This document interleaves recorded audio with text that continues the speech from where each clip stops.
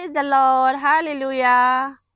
হয় প্ৰিয়সকল, এই পৃথিৱীলৈ আমি অকল খাবলৈ, পিন্ধিবলৈ, শুবলৈ, জীয়াই থাকিবলৈ আৰু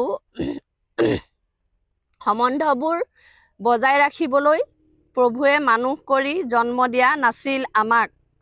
আমাৰ প্ৰথম কামেই হ'ল ঈশ্বৰৰ ৰাজ্য বিচৰা, যাতে আমি সেই স্বৰ্গৰাজ্যৰ অধিকাৰী হ'বলৈ আমাক এই পৃথিৱীত একো বস্তুৱে সম্বন্ধে যেন বাধা আনি দিব নোৱাৰে, তাৰ বাবে লক্ষ্য ৰাখি সেই আশাত যি আনন্দ কৰিবলৈ বাইবেলে কৈছে, সেই আনন্দৰে বিশ্বাস কৰি থিয় হওক।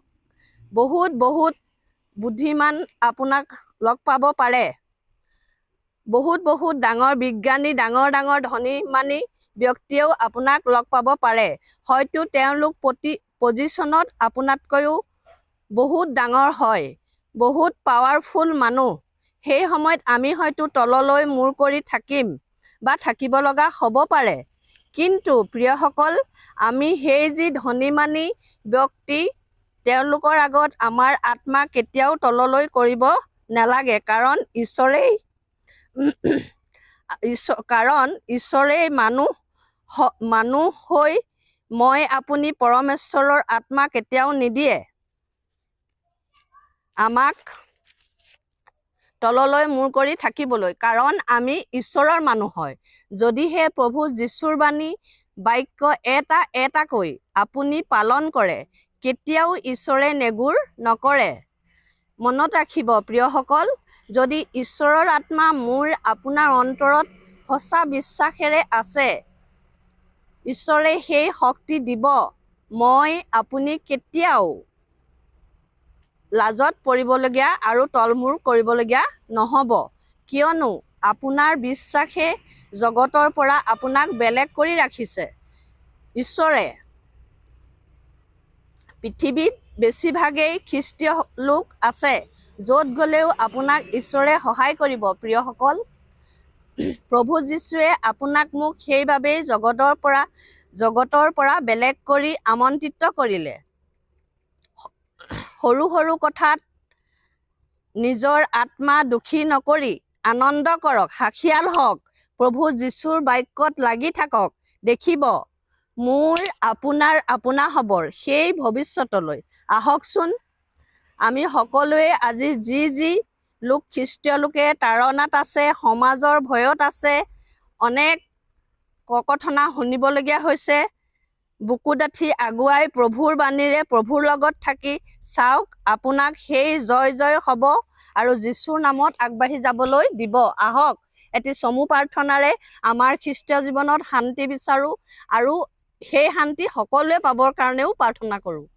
হে দয়ালু পিতা, তোমাৰ অনুগ্ৰহ আৰু দয়াৰ ক্ৰমে এটা সুন্দৰ সময় পালো পিতা, তোমাৰ চৰণত।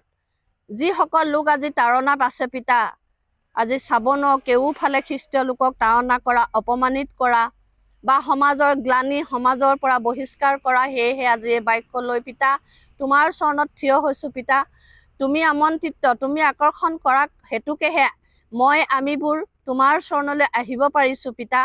সেই যিসকলে তাড়না কৰিছে, তেওঁলোকক ক্ষমা কৰি জানিবলৈ দিয়া পিতা, কিয়নো তোমাৰ পুত্ৰ কোচত উঠিয়েই সেই শত্ৰুবিলাকৰ কাৰণে ক্ষমা বিচাৰিছিল, তেওঁক যি কোচত দিছিল। আজি সেই যীশুৰ সন্তান হৈও মই তেওঁলোকৰ কাৰণে ক্ষমাহে বিচাৰো প্ৰভু তোমাৰ ওচৰত।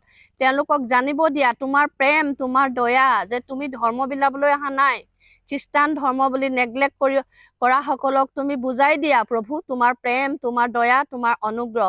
সেইবাবেই তোমাৰ চৰণত এয়া প্ৰাৰ্থনা লৈ আহিছো প্ৰভু। মই অভাগনে হয় পিতা, বিশ্বাস কৰিছো এই বাক্যৰ দ্বাৰা তুমি সেই সকলক স্পৰ্শ কৰিছা, যিসকলে তোমাক নাজানি আজি অনেক ধৰণে অনেক তাড়না, অনেক খেলি মেলিবিলাক মানুহৰ মাজলৈ আনিছে। সেইসকলে নিশ্চয় তোমাৰ আশীৰ্বাদ পাব। এই প্ৰাৰ্থনা কেতিয়াও অথলে নাযাব প্ৰভু, কিয়নো তুমিয়ে কৈছা তোমাত বিশ্বাস কৰাজন কেতিয়াও লাজত নপৰিব। তোমাত বিশ্বাস কৰাজনে যি খুজিব তোমাৰ নামেৰে তুমি দিম বুলি। গতিকে তোমাত বিশ্বাস কৰি খুজিছো, আমাৰ লোকবিলাক দূষিত হ'ব নালাগে, লাজত পৰিব নালাগে, কষ্টত পৰিব নালাগে। আৰু অকল আমি বুলিয়েই নহয়, খ্ৰীষ্টীয় বিশ্বাসী বুলিয়ে নহয়, যিসকলে নাজানে সকলোকে তোমাৰ আশীৰ্বাদ থাকক আৰু আজিৰ দিনটো সকলোৰে কাৰণে তোমাৰ অনুগ্ৰহ আশীৰ্বাদ মংগলৰে ভৰি পৰক। সেই আশাৰে সেই বাট চাই তোমালৈ এই প্ৰাৰ্থনা তোমাৰ প্ৰিয় পুত্ৰ মোৰ প্ৰিয় প্ৰভু যীশুৰ নামত খুজিলো।